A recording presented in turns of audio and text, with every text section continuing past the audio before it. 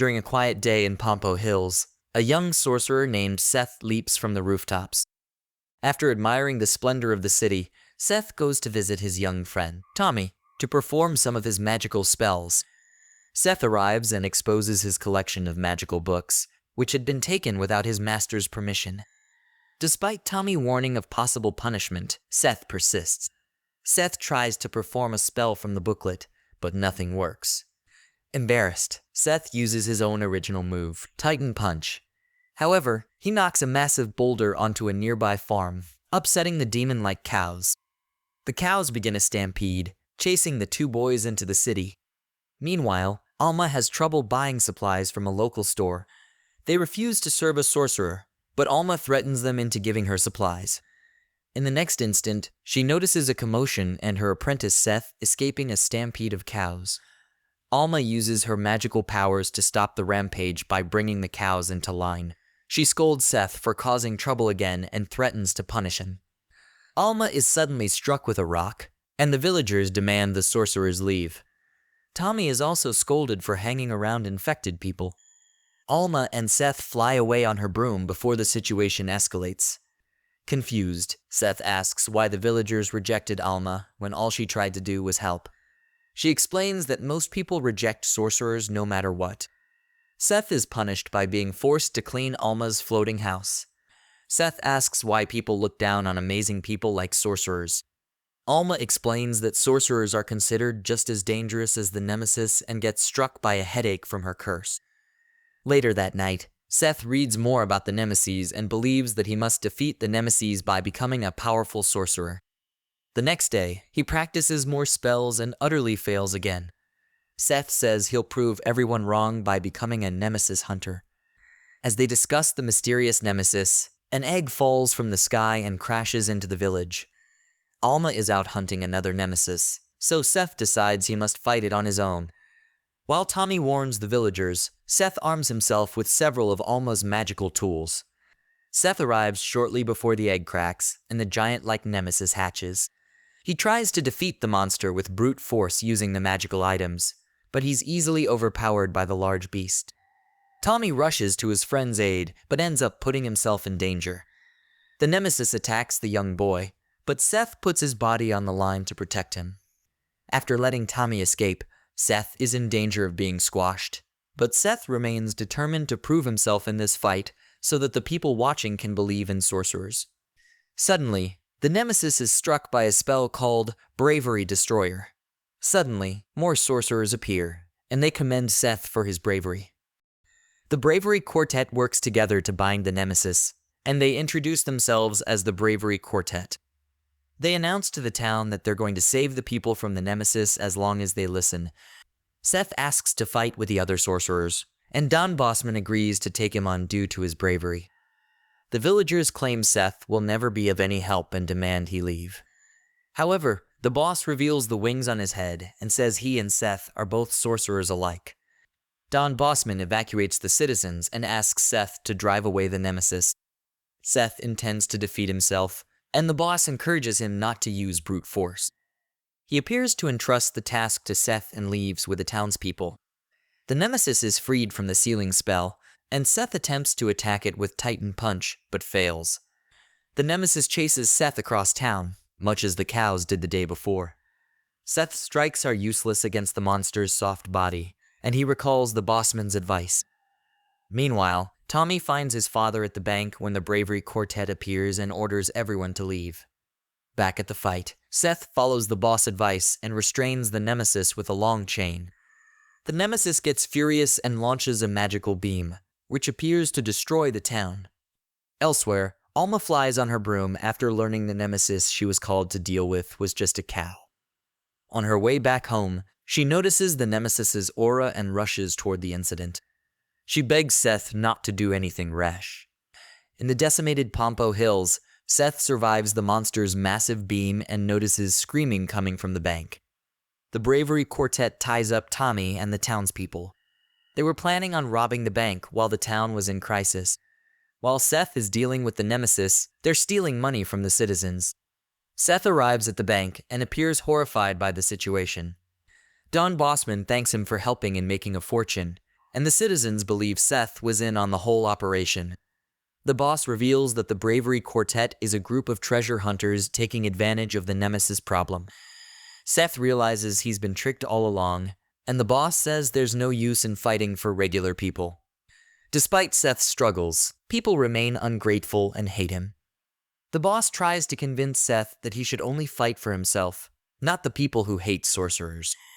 The Bravery Quartet tries to make up for Seth before leaving, but the young sorcerer punches the boss through the wall. Seth engages the other quartet members, but Gigi blocks him with his magic. The boss spares Seth and tries again to convince him that he's right about normal people. Seth refuses to accept he's on the same level as the thieves. The Bravery Quartet leaves the citizens tied up, and the Nemesis arrives to kill them all. Tommy and the others can only watch as they're about to die. Seth gets up and promises not to leave Tommy behind.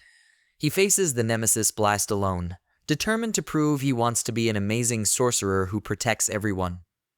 The Bravery Quartet looks on from afar, amazed to find that Seth is protecting all the people using his bare hands. Seth saves everyone inside the bank by shielding them from the Nemesis's blast. Using magic barehanded, Seth defeats the monster using his powerful Titan punch, or so it appears. The Nemesis narrowly survives, but its injured body is suddenly destroyed by Alma's skull attack. She asks Seth to rest for now and takes him back to her house. That night, Seth awakens to his body being covered in bandages.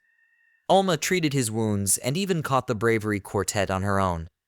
She scolds Seth for using his magic barehanded and warns him about the Inquisition.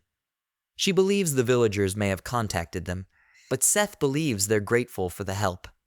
Tommy handed Alma the remains of Seth's gloves and thanked her for saving them all. Despite this, Alma feels that normal people and sorcerers would never understand each other. Seth claims that finding the Nemesis nest is his best bet for destroying all of them. Alma reveals that there is a rumor that the Nemesis net is called Radiant. Seth determines he has to destroy Radiant so that sorcerers are no longer considered as villains. That night, Alma recalls finding Seth 10 years ago. Her earliest memory is her awakening after losing her memories following a fierce attack. She was found with Seth, who she also had no recollection of. After that, Alma's journey to find herself began. Alma tried for a long time to find people who knew of her past life or Seth's. However, no matter where she went, no one knew who they were. She was cursed with unusually powerful headaches, and she figured out that she had survived an attack with a Nemesis. She took Seth along because he was the only clue toward her past. Around the time Alma began making a name for herself as a Nemesis hunter. One day, Alma went far away to hunt Nemesis and left Seth alone. Seth was bullied for being infected and accidentally lashed out against other kids. As a result, the villagers tried to burn him, but luckily Alma came back in time and managed to scare away the angry villagers. Following this incident, Alma realized it was up to her to raise Seth as a proper sorcerer. Rather than searching for herself, she decided to find a place where she could protect Seth. Alma got her floating home and sailed across the sky where no one could bother them, even if people continuously ran them off. The next morning, Seth tries to get out but gets caught by Alma. She knows he wants to go on a journey to destroy Radiant. He has no plan but a lot of spirit, so Alma doesn't stop him. She provides him certain tools, such as his own broom and fresh gloves. Alma also makes him promise not to become a monster. Before Seth leaves, he turns around to thank Alma once more for everything she has done for him. As Seth leaves on his new broom, even the stone-cold Alma is moved to tears. Seth flies over town, and even the villagers wave goodbye to the young sorcerer. A researcher, by the name of Doc, from Artemis Institute approaches Alma's observatory. In his approach, he asks Alma if she knows where the remains of the golem Nemesis are located. Alma complains that she placed a call into the Artemis Institute 3 days ago, with Doc insisting that he had instructed his assistant to head to the Pampo Hills ahead of his arrival and make preparations. The researcher expresses bewilderment, believing his assistant to have gotten lost yet again. Meanwhile, an Inquisitor ship led by Captain Dragonoff is revealed to have captured a sorceress and is still on the search for more. Concurrently, the Inquisitors also try to arrest Seth, who continues to resist on board their ship. Dragonoff asks what the commotion is about, and his knights explain that Seth crashed into the ship. They tried to interrogate him, and he started a fight in retaliation. Dragunov notices Seth's horns and asks if he is a sorcerer. He reveals that inquisitors exist to prosecute sorcerers, and his men arrest Seth. They imprison him in a black-silver cage, and Seth orders them to release him so he can hunt Radiant down. Dragunov warns Seth not to use that term so loudly, and they imprison him on the ship for being cursed. Seth regrets not listening to Alma properly. He was told to head to the town of Artemis and find a sorcerer named Yaga who might have an idea about Radiant. Inside the ship, Seth notices a small floating creature and a girl also trapped beneath the ship. She introduces herself as Melly and reveals she was going to Pompo Town to retrieve a Nemesis before she got lost and captured by the Inquisition. She is a sorceress sent from Nemeses and is accompanied by her small friend Mr. Boobry. Melly was caught after becoming separated from her friend Doc. She compliments Seth's horns, but they are interrupted by a sudden shaking on their ship. Doc arrives, and Melly notices him and quickly blows his cover. Dragunov catches Doc carrying Nemesis remains and arrests him as well. Back inside the ship, Seth introduces himself to Doc and learns Melly is his assistant. Doc claims he researches Nemesis because taking them out one by one is a monumental task. Seth claims he's going to defeat them all using Radiant, and Doc learns Alma is the woman who raised him. Mr. Boobry steals the keys to free all of the sorcerers. They try tracking down their stuff before escaping, but Dragunov catches them. Seth uses his Titan punch to blow them away, and Dragunov is shocked to see him use magic with his bare hands. The knights persist, and Melly protects them using her defensive magic. Seth is impressed with Melly's defensive magic. They appear to get overwhelmed again when suddenly Melly changes personalities and goes on the offensive. When Melly is under extreme stress, her curse activates, and her personality changes to the reverse of her typical kind self. Melly's crazy, mean side destroys the knights with Igni's Rumper. Seth feels amazed by her power and gets all of his stuff back. Dragunov suddenly appears and threatens to shoot Melly with his bow when Seth uses his Titan punch to free Doc's ship. The sorcerers escape, and as the knights are ready to shoot down their ship, Dragunov orders them to stop fighting as they get closer to Artemis. He also makes a mental note of Seth using magic barehanded. As the sorcerers soar through the sky on Doc's ship, Seth asks Melly to teach him more about magic. Before long, they reach the city of sorcerers, Artemis Academy. After escaping the clutches of the Inquisition, the trio of Melly, Doc, and Seth land in the Artemis Institute's docking station. As they pass through a series of checkpoints, Seth remarks in awe as he observes the vast number of sorcerers that occupy the city. However, before he can progress any further, Melly informs him that he must register as a civilian to be able to use any of the city's facilities. Despite his dislike of the proposal, Doc forces Seth to register.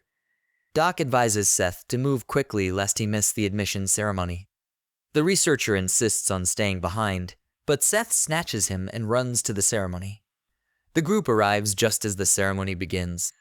Master Lord Majesty, the institution's founder and sole ruler, is introduced by one of his devoted followers. In the opening, Seth recognizes Lord Majesty as the yellow cat Alma warned him of. Master Lord Majesty is polite in his welcome speech to the aspiring sorcerers, informing them of the Artemis Institute's ultimate purpose of eliminating the curses that plague all sorcerers. Seth and the other sorcerers on stage fill out the paperwork to award them citizenship at Lord Majesty's request. This turns out to be a skillfully concealed trick, as the short letter that was signed quickly breaks down, revealing an extensive list of additional restrictions and conditions. For simply using the Institute's paper and ink, all of the sorcerers on stage are immediately in debt. Doc is overjoyed as his true intention is revealed. Doc reasoned that getting Seth to sign up as a citizen would keep the horned boy so distracted with debt that he would not have time to interfere with Doc's social life. His plan backfires when an Artemis official arrives to inform him that Seth registered Doc as a guardian, meaning that all debt made by Seth is now officially Doc's responsibility. Regretting his failure to pay attention to Alma's warnings of Lord Majesty, Seth plans to immediately locate Yaga and continue his quest without paying his debt, much to Doc's disapproval. Despite Doc's pleas, Seth and Melly wander randomly through the Artemis Institute in trying to find Yaga. The duo search all around the city, each time leaving behind immense property damage and causing an elevation to the amount of debt accrued, much to the horror of their guardian. After a long day of work, the trio sit near a park to rest. Civilians walk by, welcoming Doc as the new debt king, the person holding the most debt in the entire institution. They interrupted by the strange man in his cauldron. The strange, elderly man suggests that he may know the location of the mysterious Yaga.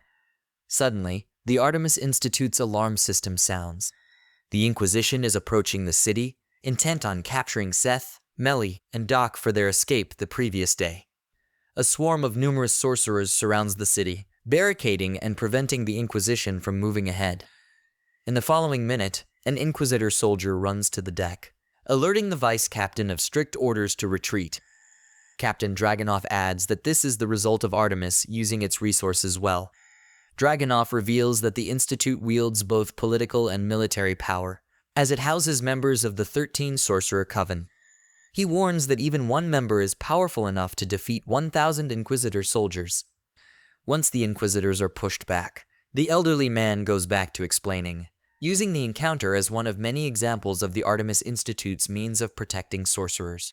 He goes on to ask Seth what the teen boy plans to do once he meets Yaga. Seth explains his ambition to get strong enough to locate and destroy Radiant, to which the elderly man rejects it as a pipe dream. The horned sorcerer remains adamant in pursuing his goal, despite the odds. Impressed, the man in the cauldron states that Seth was able to pass the first test. Confused, Seth questions if this man will finally take him to meet Yaga, to which the elderly sorcerer finally makes it clear he is Yaga. Later on in the day, Dragunov is revealed to have met with the Inquisitor General to explain his findings. The captain informs the general that he had encountered a sorcerer with horns who could use magic barehanded. Alarmed, the general informs Dragunov to keep this entire matter confidential and to keep tabs on Seth and his friends. As Dragunov leaves, another hooded figure arrives, and the two make it clear Seth is too dangerous to be left free and must be captured. Melly wakes up early and shows her optimism for the day to her cardboard dolls. Her peaceful morning routine is abruptly broken when Seth's screaming can be heard from afar. The sorcerer clumsily crashes through her window. Seth declares that he needs Melly's aid learning how to utilize magic. He goes on to say that in order to be worthy of Yaga's instruction, the senior sorcerer requires him to successfully conjure up a basic offensive magic, such as the meteor drops technique. While she would love to help, Melly can only use offensive magic during one of her fits, as it is her second persona's area of expertise. Melly gently admits that in her regular form, she can only utilize defensive magic. But she has someone else in mind who may be able to help with his goal.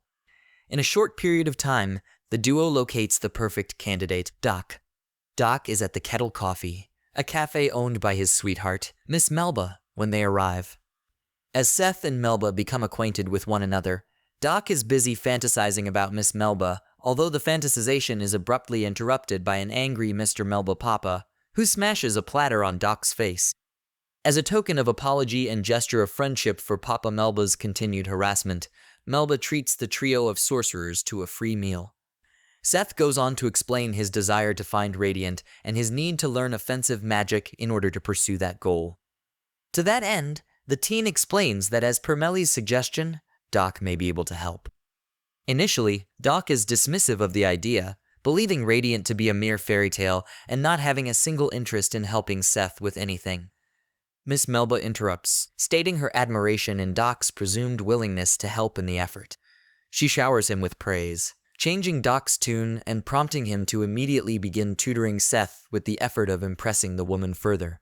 In celebration, Miss Melba brews up a few cups of her special tea. After drinking a few disgusting cups, Doc uses the excuse of having to help Seth train to flee the scene and avoid drinking any further. At the training field, Doc expresses his desire to make his agreement a one-time deal. Instead of sparring with Seth or using magic himself, he will simply read the instructions from a grimoire. Following along with Doc's reading, Seth begins to feel out the form of the Fantasia in the surrounding area and hopes to gather enough to invoke the meteor drop spell. Each attempt is a resounding failure, prompting Seth to try even harder. In the last try, Seth is finally able to conjure up a wealth of Fantasia, but it ends up backfiring, exploding before he can even form it for a spell. The eruption of Fantasia is potent enough to catch Doc in the crossfire and sends him blasting in recoil. The group later regathers back at the Kettle coffee shop, with the mummified Doc licking his wounds. Despite Melly's pleas, the researcher is determined to never help Seth again. Melly's curse is triggered in the following minute, prompting her to enter into one of her infamous fits. Without saying anything further, Melly launches into a rage, unleashing innumerable bolts of Fantasia via the Meteor Drops spell. In Melly's carnage, she blasts Doc, sending the researcher flying off into the distance. Meanwhile, Seth begins to run, hoping to evade direct combat with an enraged Melly that is in hot pursuit. The sorceress is able to land a direct hit with one of her blasts, sending Seth rocketing off in recoil. The debris during the explosion partially rips Seth's feather gloves in the process. Melly is so focused on beating the instructions into Seth's head that she is unaware of the bridge collapsing above her. The sorcerer instead places all of his hope on one final attempt for the meteor drops. Remarkably, the spell is able to be done successfully, destroying the rubble and saving Melly from the impact. With his success, Seth goes to embrace Melly, who immediately reverts back to her normal state after showing delight in Seth's affection. He goes on to thank Melly, letting her know that her aggression is the main reason he was able to successfully conjure the Meteor Drops spell. Later on in the day, the group goes to meet Yaga, where Seth is able to successfully show off his usage of Meteor Drops. Yaga criticizes his ability to gather Fantasia, but is impressed with the boy's improvement.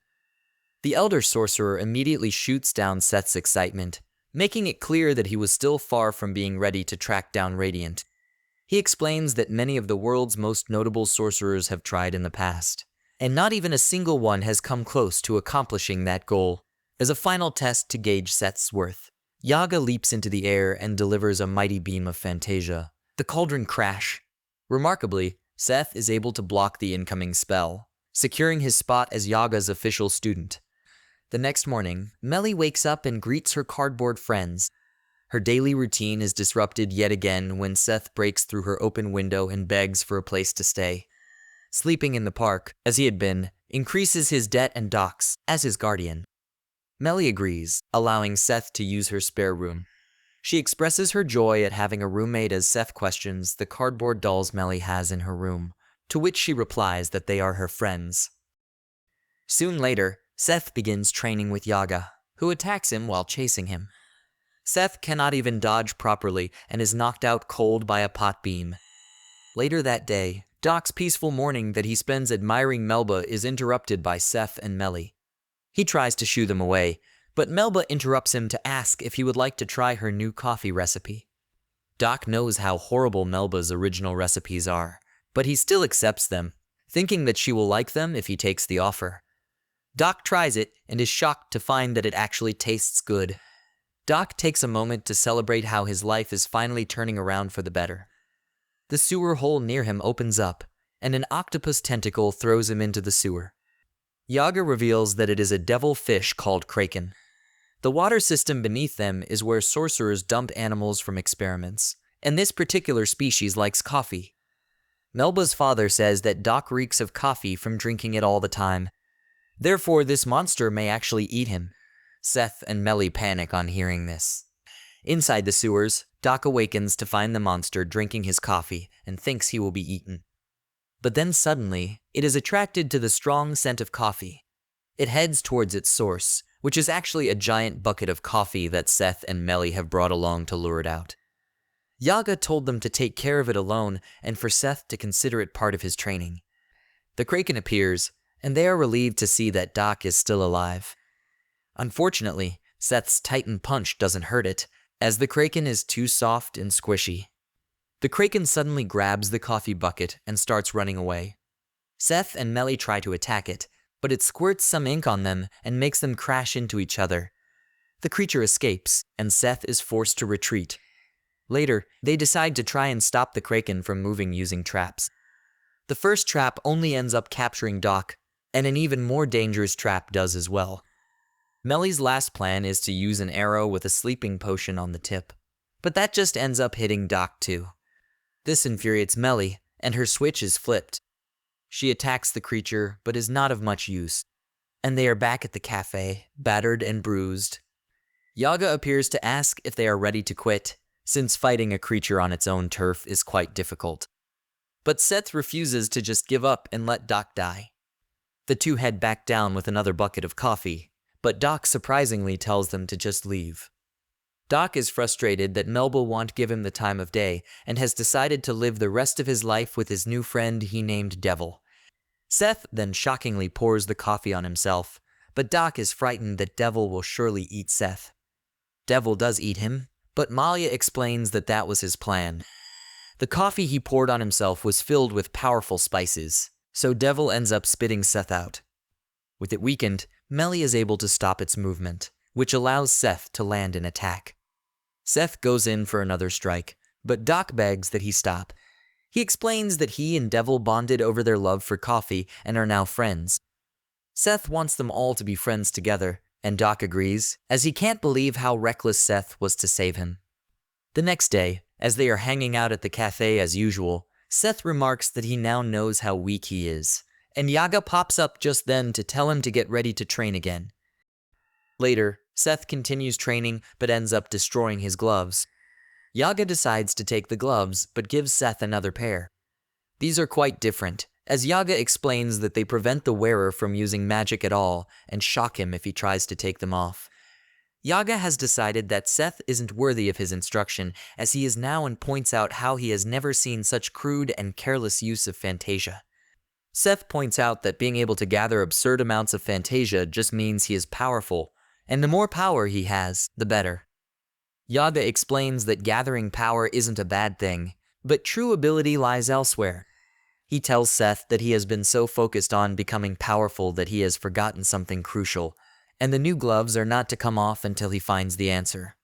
Seth is furious, and he complains about the cryptic things the pot wizard said about true power lying somewhere other than magic. Soon, Doc comes running there, and it seems that Melba has started feeling his riz a little. She asks him to try some herbal tea, but he replies that they don't have time today, as Majesty has sent them an invitation. The invitation is to explain that their debt has soared to unprecedented heights, and is by far the highest debt in the history of Artemis Academy. Doc must explain to Seth that this isn't something to celebrate, and then must tell Lord Majesty that they have no money to pay the debt. Lord Majesty has them do tasks instead, and Seth wishes he could use magic to make things easier. Doc works hard as well, as he thinks about Melba and their bright future together. Just then, Melly notices something in the sky, and Seth goes to investigate. We see that it's the Bravery Quartet, and Don explains that his genius is what allowed him to discover the treasure that they are about to get. Seth arrives. They are shocked to see each other, but Seth forgot who they are. They reintroduce themselves and explain that escaping the island's prison was easy. Melly comes there running, and she gets embarrassed on seeing them in just underwear. Seth tells her that they are a bunch of thieves who are here to raid the Academy's storehouses. Melly attacks them with a meteor drop and tells the surprised Seth that she has been practicing so that she doesn't have to rely on her other personality that often. Next up, Don and his men shoot magic fart missiles at her, and she blocks them before realizing that their underwear is made of the same material as gloves, which enables them to use their magic. Don affirms as he shoots. The fart bombs again and Melly counterattack. It is useless, as their shield user can block all their attacks, and Don laughs as he realizes that Seth can even use magic right now because of the black-silver gloves. He offers to take those gloves off of him if he pretends that he didn't see anything here. But Seth refuses to make a deal with him. Don says that's a shame because he holds Seth in high regard now. He's impressed by his bravery and the powerful punch that can defeat a monster in one hit, and that is why he pities that his power has been sealed off. Don says that power is everything in the world, and the strong deserve everything. Seth yells at him and claims that while power is important, he will never use it the way they do. He claims that he will defeat them without magic, and Don decides to finish him off with a combo attack from the Brave Quartet. Their fart magic hits its mark, but luckily, Crazy Millie is out to deal with it. Jiggy stops part of her attack with a troublesome shield, but Seth tells her to attack again. Seth then surprisingly uses her attack to go airborne and lands a kick on Dawn. Gigi is taken out as well, but Dawn wakes up to capture Melly. Boobry desperately attacks Dawn, forcing him to fall, and Seth instantly springs into action, but Melly cries for him to stop as he isn't able to fly a broom without magic. Seth thinks about how taking off the gloves will get him expelled, but decides that that isn't important now. Seth fights the electrical shock and manages to get the gloves off just in time to save Dawn. Afterwards, Seth apologizes to Yaga for breaking his rules and decides that he will just have to find another way to get to Radiant. Yaga stops him and explains that he hasn't expelled him.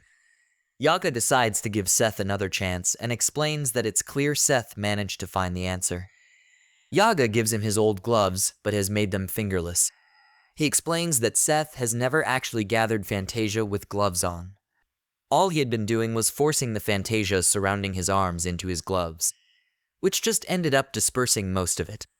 He explains that most sorcerers can't use magic without gloves, which means anyone who can do it barehanded is considered a heretic. These were the gloves given to him by Alma, and it's clear that she did it on purpose to protect Seth. With his new gloves, Seth can now make use of the abilities he was born with. And Yaga warns that training is going to get much harsher from now on. Elsewhere, Lord Majesty is glad to see his plan to have Seth stop the criminals worked out perfectly, and we see that Doc was left behind to keep working. Sometime later, Seth stuffs his face after a difficult training session when Yaga reads something about the Inquisition. Seth thinks that they are all just evil bad guys, but Yaga explains that they are all individuals like themselves, and that the Holy Knights are also humans after all, and there are good and bad people among them. Outside the city, we see that Dragunov is fishing, as it's a good way to pass the time while they wait for the boy with horns to reappear. He is pretty laid back, so one of the soldiers wonders how he can be so unreliable. But another soldier tells the rookie that he will see how incredible Dragunov is one day. That night, the rookie is stunned to see Dragunov cook for everyone. He thought joining the Inquisition meant fighting dangerous sorcerers to maintain order in the world. But that's not what they are doing. Afterwards, the rookie sees Dragunov while doing laundry duty. Dragunov wonders if he has disappointed the rookie, as all the rumors about him are not true, and he is just another guy who strayed from the road to success. Suddenly, it starts raining, and the vice captain and his crew get busy repairing it. The next day, as Dragunov is repairing his ship, he gets a report that another squad faced a monster in a battle, but they suffered serious losses and their ship broke down too.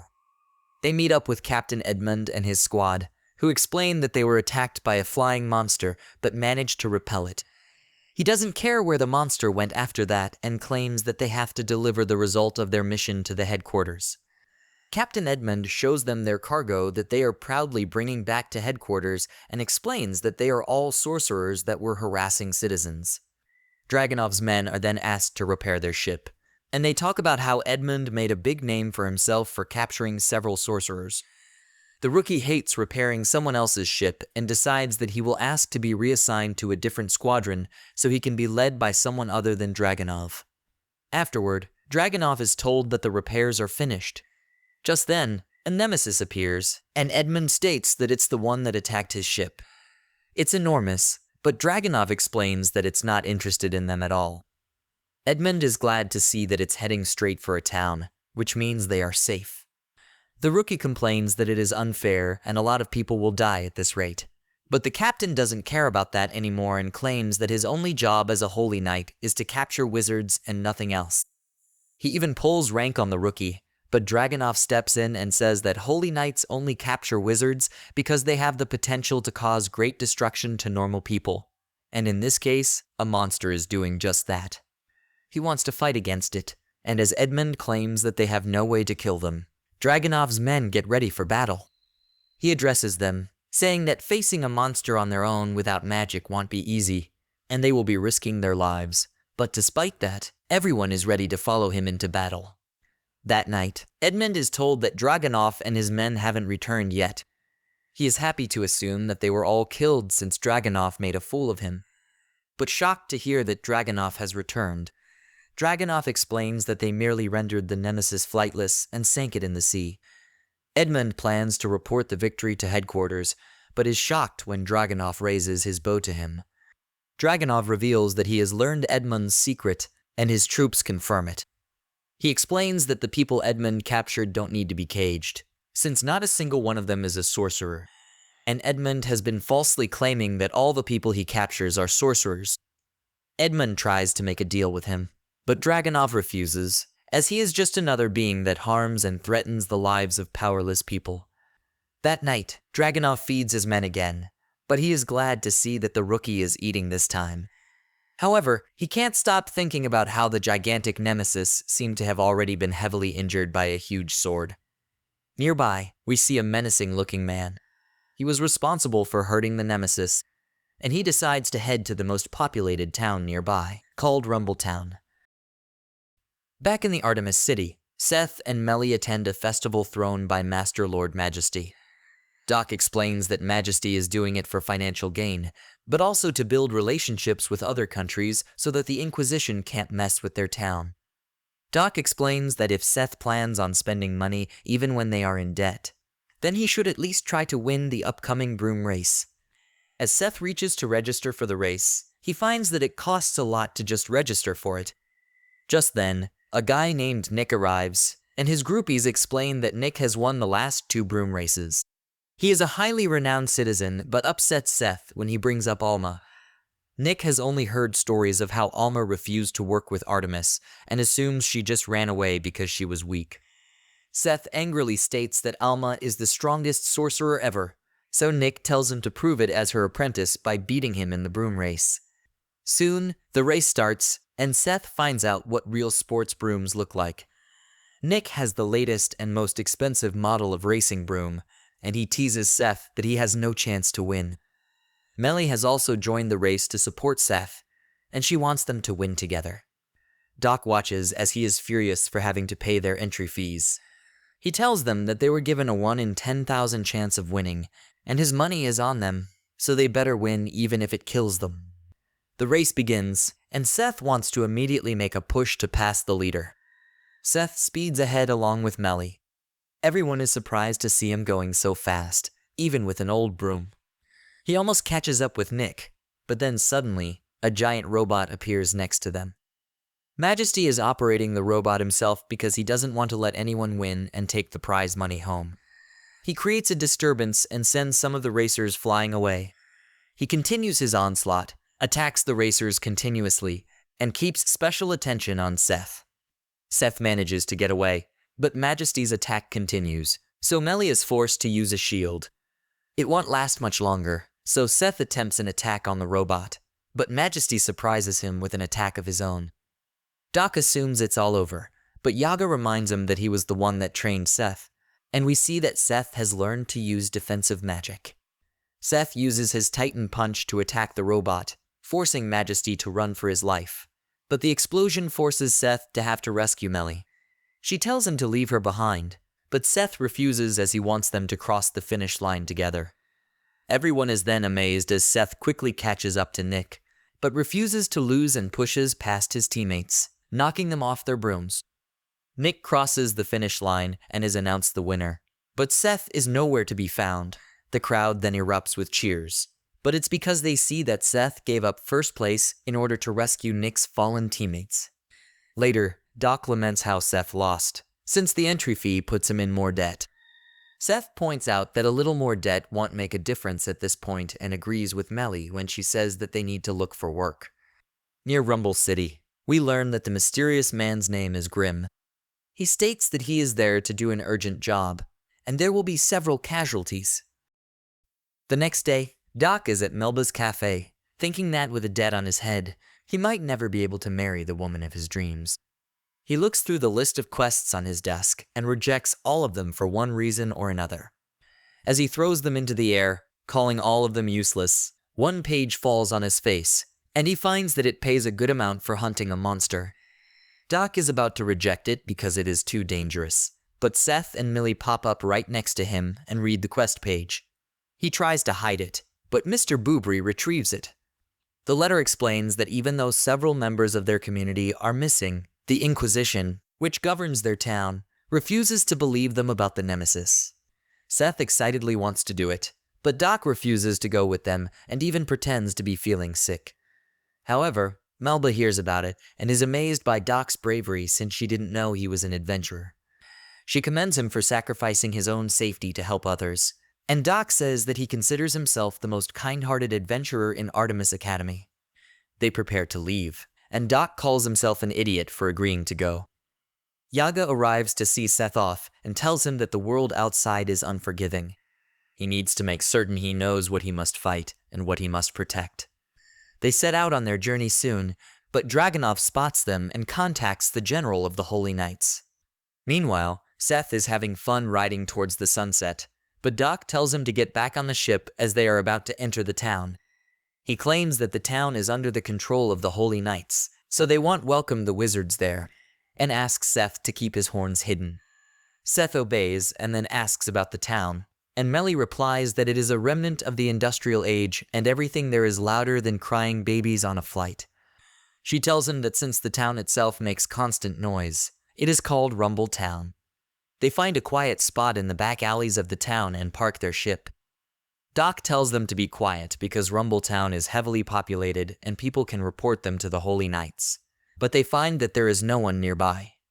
They search for their client's address, but it is difficult to even know where they are in the maze-like town. Doc falls to his knees because of all the smoke, and as the group decides to take a rest, Millie finds that Mr. Bubbly is missing, so she and Seth leave to search for him, and they find him in a dark alley. He is angry at his human for leaving him behind and gives her a few good slaps. They prepare to head back to get Doc, but are shocked by the passing Nemesis and chase after it. The Nemesis is about to get away, so Seth asks Melly to set a trap, but they are shocked when the Nemesis comes from behind them.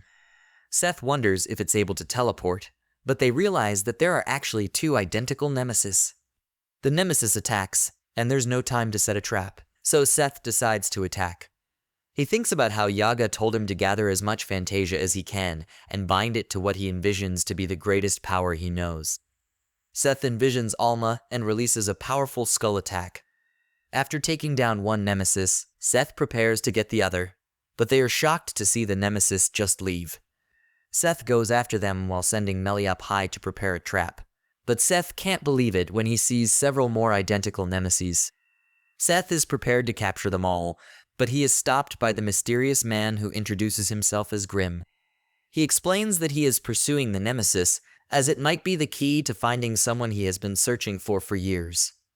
Grim wants to know why Seth is after the Nemesis, but Seth refuses to answer. Grim summons his weapon to threaten Seth, but Seth still refuses to answer and tries to fight him. Grim easily stops Seth's attacks, but compliments him on his excellent Fantasia. Grim wants Seth to give up as the difference in their power is obvious, but Seth just prepares his skull attack, and it gets Grim's attention. This attack is stopped as well, and Grim hopes Seth understands now. He asks for information once again, but this time Melly appears to attack him. She is certain she defeated him, but they are shocked to see Grim is okay. Grim is sure that people will be coming soon after all the commotion and decides to leave. He leaves but guarantees that they will see each other again, and Seth can't help but admit that he was extremely strong. As soon as he leaves, the citizens of the city come there along with some holy knights who spot Seth and Melly running away. The soldiers panic and rush to inform their captain, Conrad, about it, who asks the man to do 1,000 push-ups for looking too disheveled. He asks him to deliver his report while doing push-ups, and he learns that 2 sorcerers destroyed a building in the city. A menacing grin spreads over Conrad's face as he declares that the time to hunt wizards has come. Back with our trio, we see that they are being hunted. Doc can't believe that Seth instantly caused problems the second they got into town, but Seth points out that the trouble found him. He explains that there were at least 15 Nemeses, and Doc thinks how capturing all of them could lead to a reward that would pay off all their debt. Seth wants to get the Nemesis right now, but Doc explains that they have to find their client first. Meanwhile, Conrad is getting ready to capture the wizards himself when he finds Dragunov chilling in his living room. Dragunov speaks to him very casually, So Conrad reminds him that he is no longer Dragunov's subordinate and demands respect. Dragunov just tells him that he is there looking for sorcerers, and Conrad determines that it must be the same sorcerers that destroyed a building the night before. Dragunov tells him to just leave the sorcerers to him, but Conrad refuses since it's his town, so Dragunov explains that the orders came from way up the ranks. Conrad still has an issue with it, but instantly shuts up when he hears that the orders came from General Torque. Conrad wants to know what's going on, but becomes furious when Dragunov tells him it's confidential information. On the other hand, Seth and his friends reach out to the person who sent them the request. He initially refuses to know anything about it, but Crazy Melly threatens him to let them in. Once they are in the house, the man's wife tells their guests that her eldest son, Taj, saw a monster and came into contact with it. Seth and his friends think that the boy is already dead, but he comes out of his room to reveal that he is still alive. Doc says that he is really lucky to have survived coming into contact with a monster. But then the boy starts sneezing purple snot, which is the curse he got. Doc talks with the boy's parents, who claim that the Holy Knights do not believe them that a monster is on the loose in the city just because they are immigrants. The man fears that if the Holy Knights learn about his son being infected, they will take him away. And that is why he wants Doc and others to go back. Steph cannot tolerate this and declares that he will take care of all the monsters, and Taj offers to show him where to find them. On the way, Taj explains that the Nemesis he saw was huge, and Melly determines that it was the Source Nemesis. The Source Nemesis is the one that infects others with its touch, and the ones they saw must have been Echo Nemeses that split off from the Source Nemesis. Taj points out where he saw the large Nemesis, and the trio goes ahead to find a strange-looking tree with feathers. These are the trees that inhabit a place where Nemesis exists, but they have never seen one this big. They don't usually get this big, so they determine that the Nemesis must have been there for a while. Just then, the ground begins to shake, and all the troops evacuate the area. Doc points out that it's no ordinary earthquake, and years of digging have made the island unstable. They realize that people are being moved to balance out the island, and the clock tower is giving the directions. Seth points out that the Nemesis came out before when no one was around and thinks that they might be waiting till everyone leaves. Doc fears that the ground might fall beneath their feet, so Seth decides that they should just watch from the sky. He was right as the Nemesis appeared, but there are too many. They decide to take down a small group first, but Doc calls Seth crazy as he plunges down from the sky to attack. Seth gets the job done as he is certain that the Nemesis won't move, but he is soon attacked. His friends check on him, but Seth reminds them that they are in a fight. Seth holds one of the Nemeses so Melly can attack, and he notices something. Melly casts her magic, trapping the rats in a gravity cage. Everyone is happy and starts dreaming about what they will do with the money from capturing the monsters, but Melly says they still have to seal them inside special scrolls. As Seth and Doc cheer her on, more monsters keep dropping from above into the gravity prison. They think they are going to finally clear their debt now. But then suddenly, Grim comes from the sky, and he kills the monsters using poison, shattering their dreams. He has now learned that Seth planned to capture the monsters alive, and he asks him if he was doing it on the orders of a certain woman. Seth tells him to stop spouting nonsense and prepares to attack him, but Grim flees, citing that he has no interest in him. Doc tells Millie to bind him with her chain, and she does so. But her chain only touches him and then returns. She claims that he has been marked now, and they will get notified whenever he is near them the next time. Nearby, Grim carries a couple of soldiers and puts them in a coffin as he asks the undead to take care of them. Elsewhere, we see that the Echo Nemesis are being controlled and the person controlling them. At night, Doc wonders if Grim is behind the disappearance of immigrants too. When Seth asks him about the marks on Nemesis, he explains when it glows. It means they are being controlled by sorcerers called Domitors. Meanwhile, Dragunov hears rumors of the immigrants being blamed for everything. He knows this is Conrad's doing and that his target is the immigrants. He will not interfere but warns if he is getting Nemesis to get away while being so preoccupied with his goal to protect citizens. Apparently immigrants don't fall under the category of citizens. He shows him a letter that Torque and his thaumaturges will be coming here since that sorcerer kid they are targeting is believed to be here. Looks like Conrad is definitely hiding something. He knows he can't hide it any longer and will proceed to the final phase of his plan by using the sorcerers to create chaos. On the other hand, Doc is getting ready to leave for Artemis, and Seth asks him if he is just going to abandon all the people here. Doc says he is done living in danger, and as Seth declares that he will stay behind and take care of the monsters, he tells him to do as he pleases. Later, Seth and Melly visit Taj's house, but it is destroyed. A passerby says the Inquisitions have taken them away as immigrants and sorcerers are being accused of plotting terrorism. Meanwhile, Conrad then rallies his people to cooperate with him to witch hunt immigrants to protect their town or risk repeating that tragedy from 15 years ago. Doc hides from the townsfolk and stumbles upon an abandoned home that serves as a nest for Nemeses. An Inquisition catches him now that he has seen the secret. Meanwhile, Taj has been captured, and the angry townsfolk are about to burn him at the stake, but luckily Seth comes to their rescue. The people retreat as they are scared, claiming they are only following orders from Conrad. Seth asks Taj about his parents and learns that his family was arrested by the Inquisition for sheltering an infected person. Seth vows to take Conrad and his men down. Suddenly, the people find them and rush towards them. Seth asks Millie to help them escape, but she has switched to her crazy side and declares that if the people are trying to kill them, they should fight back. Seth tries to convince her that they just need to deal with Conrad, but since she doesn't listen, he just carries her and starts running. Suddenly a cannonball comes flying towards them. Conrad has assembled his artillery unit and arrived in person to deal with the wizards as the final part of his plan. He tells them to surrender peacefully, or he will launch an all-out attack despite the civilians being present at the scene. Seth is enraged and attacks the Holy Knights, but their shields block his attacks.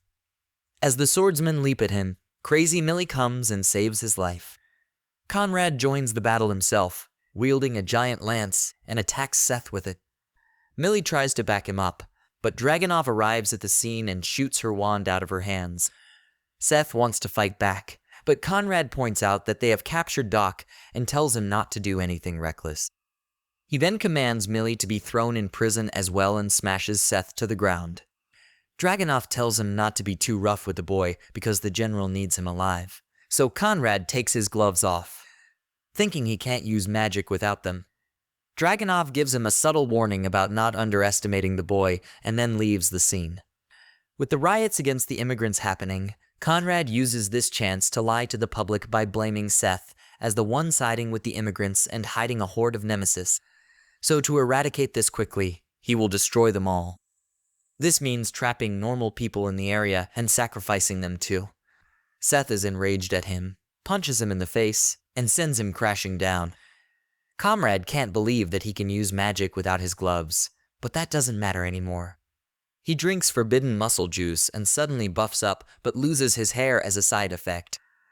His soldiers fire the cannons on his command, but then suddenly the cannonballs stop in midair and Grim arrives next to Seth. Absorbing all the cannonballs into his body, he ties a bandage around his arm before asking him if he is associated with the Dominator with a flute. Seth replies that he has no idea who he is talking about, and Grim asks him why he was working with the rat monsters then. Seth tells him that they were just capturing the monsters alive, and Grim trusts him. He shoots the cannonballs he has absorbed into his body and wipes out the entire artillery in an instant. Seth asks him why he is suddenly helping them, and Grim apologizes to him for the misunderstanding between them earlier.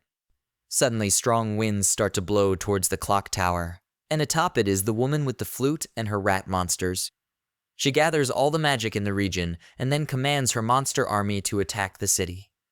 Grim immediately takes action and rushes to stop her, and Seth decides to join him after telling Taj to hide somewhere. However, Conrad is still raging to finish their fight. Seth tells him there is no time to fight when the town is in danger, but Conrad tells him that he doesn't mind, and he was the one who hired the Dominator girl to do the dirty deeds for him. On the other hand, Doc's condition keeps on worsening in the cage, and Melly finds that he has no pulse. She cries that he has died, and then suddenly, a shield hits the cage and unlocks it. While she is still mourning the death of her friend, her pet comes with her wand and points towards the rat monster, overwhelming two soldiers nearby. Melly decides that she cannot sit here and cry, and she steps outside to deal with the monster. She swears that she won't let anyone die on her watch anymore. She fights with monsters on her way, but ends up in a place where Dragunov is leading his men. He has his bow pointed at her, but he uses it to scare away a monster attacking her from behind. He commands his men to ignore the wizard right now and deal with the monsters, because that takes higher priority. Back at Seth's location, Conrad gets ready for the fight and attacks Seth, who blocks it with a shield. The shield shatters easily, and as Seth tries to attack Conrad, he dispels his attack with his lance made of white silver, which completely nullifies magic. Conrad has the upper hand in the fight and presses Seth down, but gets furious when he points at his stupidly long mustache. Taff is hiding as he watches them fight, and he thinks that he must head past them to open the gates that are keeping everyone in the danger zone. Taff realizes that he must open the gate at all costs and rushes across the battlefield. Conrad tries to attack him, but Seth holds his lance and gives Taff the chance to run away, but he fails to open both gates. The battle resumes, and Seth blasts his magic attacks at Conrad, who repels them all with his lance. As he stops to boast about his abilities, Seth throws his boot at his face before hitting him with a kick boosted with magic power. In doing that, he steals Conrad's mustache and mocks him. He smashes him to the ground, and moments later, the bell of the tower is uprooted because of the storm that sends it flying. The bell falls in the main part of the city where everything important is located. Conrad is horrified as he sees this and wonders why this is happening when the girl with the flute laughs and decides to unravel her villain origin story. 15 years ago, 4 infected kids were taken from their homes to be turned into weapons to fight monsters, and the girl named Hamelin was one of them. However, they were thrown into prison, and the people hated them for just that. Only the kind Major Oxymir treated them nicely and gave them a flute to play to ignore the mockery. However, Conrad, who was only a soldier at the moment, disliked all of that. So one night, Conrad let the children escape prison. However, he also told the crowd about their escape and began a witch hunt. By the time Oxymir intervened, only Hamelin survived the violent attacks from the angry mob. Soon, a monster egg fell from the sky, throwing the city into chaos. Conrad convinced Oxymir to let him take charge of the evacuations and asked him to use the help of the wizard girl to fight against the monster. As the night brought Hamelin out, Conrad stabbed him from behind. He was about to kill the girl too, but Oxymir pinned him to the wall with his dying breath, giving Hamelin a chance to escape. She ran as fast as she could but tripped and fell down while crying. Suddenly, she saw her flute and decided to play it because there was nothing better she could do. It was at that moment that her powers activated, and her magic brought all the Nemeses to her. At the same time the Inquisitions cannoned towards them, the monsters took her to safety. However, a part of the town that housed the immigrants collapsed because of the reckless attack, and that was when her heart froze over. Conrad continued to blame immigrants for this, and he himself admits all that with the excuse of protecting this town. Hamelin accuses him of accepting her offer when she said she would help rid of all immigrants. Though Conrad denies this, but Conrad continues to admit he is willing to sacrifice more people to keep the town safe. Naturally, the townspeople turn against him and think Hamelin will be their savior. However, she tells them that they couldn't be more wrong because she's going to kill them all for their sins, too. She attacks the chains that keep the town together, and the people complain that they have nothing to do with her revenge. The girl lashes out at them, calling them equally guilty of trying to kill innocent people, and declares them her enemy. Just as she is about to deal a finishing blow, Grim arrives at the scene and dispels her magic, stating that he needs to ask her some questions. Conrad takes this chance and orders his soldiers to bombard the slum with the remaining explosives they have, and they obey. Seth is furious after hearing the truth, and he calls Conrad the weakest man in Rumble Town, who can't achieve a single thing without deceiving people. This hits a nerve with the bald man, and he charges towards Seth, who slaps away his lance with just one hand.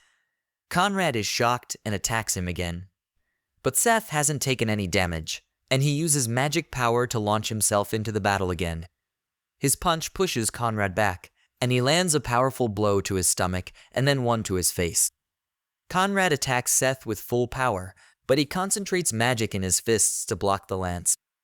Conrad slaps him into the air and then shoots his lance head to finish him.